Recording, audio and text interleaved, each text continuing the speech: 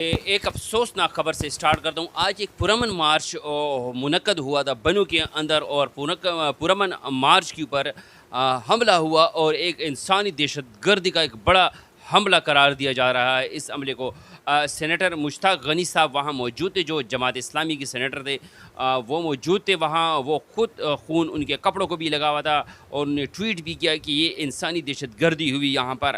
Security forces اور نے عوام کے اوپر فائرنگ کی ہے، اور اس فائرنگ کے نتیجے میں 2 افراد ابھی تک شہید ہوئے ہیں اور 20 سے زیادہ زخمی ہو چکے ہیں۔ خدارہ لوگ امن چاہ رہے ہیں اور امن کی بھیک مانگ رہے ہیں خیبر پختونخوا کے لوگ۔ خدارہ ان کو امن دو۔ پورے خیبر پختونخوا کے قبائلی اضلاع میں ایک آگ کی طرح یہ امن چاہ رہے ہیں، اور امن کی بھیک مانگ رہے ہیں آپ سے، سیکورٹی اداروں سے اور باقی لوگوں سے بھی جو امن کو تباہ کرنے والے ہیں۔ ایک طرف مکے کی مجاہد ہے اور دوسری طرف سے مدینے کی مجاہد ہے، اور بیچ میں قبائل ہے۔ قبائلوں کو پتہ نہیں کہ ہم کیا ہے، ہم مسلمان ہیں یا کوئی اور ہے، جو ہمیں امن نہیں مل رہا۔ ہم امن کی بیکاری ہے۔ پچھلے 20 سال سے ہمیں امن کے لیے ہم ترس رہے۔ ہمارے اسکول تباہ ہو گئے، ہمارے کالج تباہ، ہماری لڑکیوں کے اسکول تباہ ہو گئے، ہمارے گھر تباہ ہو گئے۔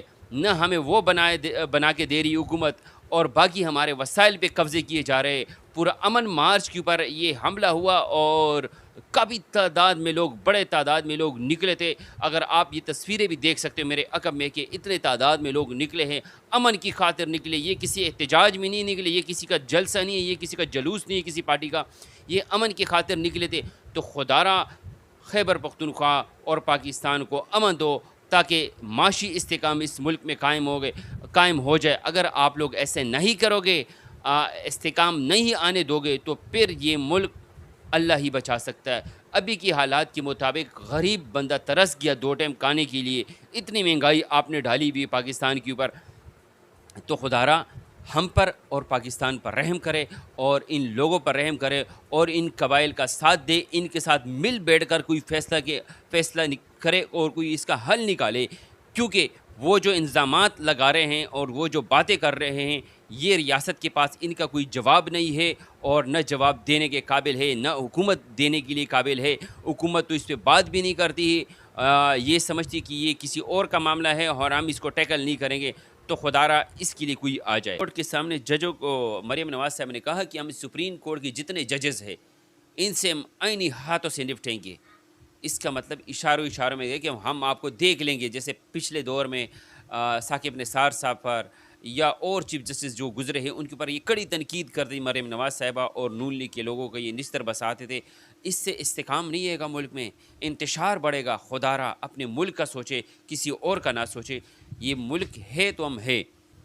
ایک اور خبر، ابھی نواز شریف اور ان کی پارٹی نے ایک اجلاس کیا، اور اس اجلاس سے یہ پتہ چلا ہے کہ اس میں کافی ٹینشن پائی جا رہی ہے نون لیگ کے لیے، کہ نون لیگ بہت پریشان ہے اور بہت ٹینشن میں ہے اس وقت کہ یہ فیصلہ ہم کس طرح اس کو ہینڈل کریں۔ ہمارے لیے تو باعث مشکلات بنتے ہوئے جا رہے ہیں۔ قاضی فائز عیسیٰ کا ہوتے ہی ان لوگوں کے ساتھ ایسے ہوا، اور یہ ہوا کیسے؟ اب ایڈوب ججوں کا مسئلہ آ گیا کہ ان لوگوں نے کہا کہ چلو ہم اپنے جج تعینات کر لیں گے 4، اور جن جج صاحبان جو چھٹیوں پہ جا رہے ہیں اسی دوران کچھ نہ کچھ ہو جائے گا۔ لیکن وہ بھی ان کے کیے کرائے پہ پانی پھر گیا۔ 2 جج صاحبان نے منع کر دیا کہ ہم ایڈوب جج نہیں بنیں گے۔ تو اس سے بھی کافی زیادہ پریشانی نون لیگ کو ہو گئی ہے۔ اور مریم نواز نے ایک اور بات کی کہ خان صاحب نے کی وجہ سے سب کچھ ہو رہا ہے، یہ مہنگائی اور جو ہوئی ہے یہ اسی کی وجہ سے۔ او بھائی، حکومت آپ کی ہے، آپ کے چچا کی حکومت تھی، 16 مہینے رہی ہے۔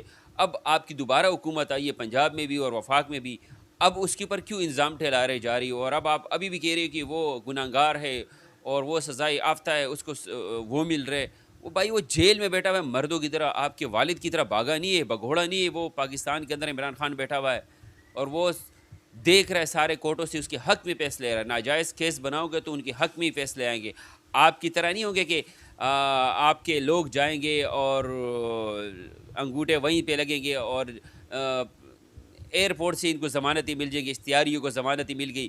اس طرح راتوں رات انصاف نہیں ملتا۔ رات انصاف ایسے ملتا ہے جیسے خان صاحب کھڑے ہوئے، ڈٹ کے کھڑے ہوئے۔ اس طرح آپ کو لیڈرشپ پیدا نہیں ہوتے آپ کی طرح، آپ کو تو پیدا کیا گیا ہے اور بنایا گیا ہے۔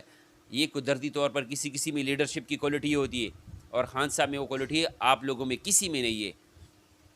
یہ مان چکے ہو آپ لوگ بھی سیاسی طور پہ کہ ہم ہار چکے عمران خان سے.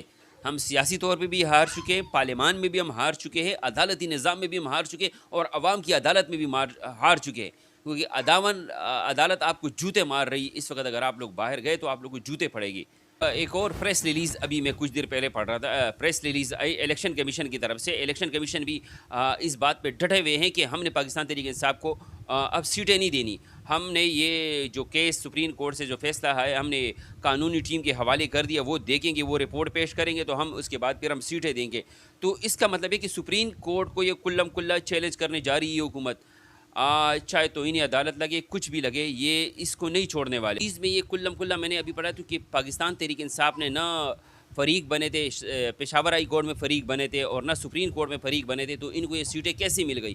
او بھائی الیکشن کمیشن آپ ہوش کے ناخن لے. پاکستان تحریک انصاف کے کینڈیڈیٹ تھے, وہ آپ نے نشان چھین کر ان کو آزاد امیدوار ڈکلیئر کیا تو وہ آزاد امیدوار کے لائے گئے. ایسے وہ نہیں ہوئے. ان لوگوں نے, آپ نے دیکھا ان کے اشتہاروں پر, ان کی بینروں پہ خان صاحب کی تصویر تھی اور پاکستان تحریک انصاف کے نمائندے کے لائے گئے. آپ ان کو آپ ٹھہرا رہے ہو کہ نہیں یہ ہم ان کو سیٹیں نہیں دیں گے. تو یہ ملک استحکام کی طرف نہیں جا رہا ہے جو مجھے نظر آ رہا ہے. اس میں انتشار بڑھے گا, اور انتشار جو بڑھے گا اس میں غریب عوام کا بھلا ہونے نہیں جا رہا. غریب عوام کے لیے مشکلات اور بڑھتی جا رہی ہے, اور اس پہ اور فسادات کی طرف یہ جا رہا ہے. اچھا, یہ حکومت کی طرف سے ہو رہا ہے. حکومت اس وقت سپریم کورٹ کے خلاف جائے گی, اور یہ بات یقیناً ابھی تک کے اثرات سے واقعی نظر آ رہا ہے کہ حکومت یہ کہنا نہیں مانے گی, چاہے توہین عدالت لگے, کچھ بھی ہو جائے, ہم نے فیصلہ نہیں ماننا ہے. اور جب یہ فیصلہ نہیں مانیں گے تو ظاہر سی بات ہے ملک میں عدم استحکام ہوگا, احتجاج ریلیاں ہوگی. تو پھر جو انٹرنیشنل لوگ آپ کو آبزرور ہوتے ہیں وہ آپ کے خلاف غلط ریمارکس دیتے ہیں, اور آپ اس وجہ سے پریشانی کے باعث, آپ تو بنتے ہو, آپ کا تو مسئلہ نہیں, لیکن آپ کے ساتھ ساتھ پاکستانی عوام اور غریب لوگ وہ مرے جا رہے ہیں. تھینک یو سو مچ. اگر میری ویڈیو آپ کو اچھی لگی تو پلیز اپنے دوستوں کے ساتھ شیئر کریں, اور ہمارے چینل کا بہت بہت خیال رکھیں. شکریہ.